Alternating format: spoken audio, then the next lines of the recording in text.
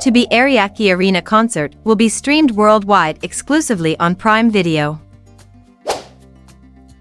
The announcement of TOBE live performance suddenly started yesterday. How romantic to announce it in the night sky with drones. TOBE announced this news at the drone show.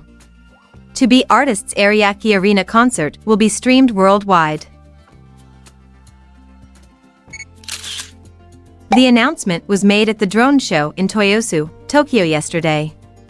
Solo live performance by 4 artists, Miyake Ken, Kitayama Hiramitsu, Number I, and IMP, will be streaming exclusively on Prime Video from 7 p.m. on August 16th. If you are fans, don't miss it. Right now, let's enjoy the drone show.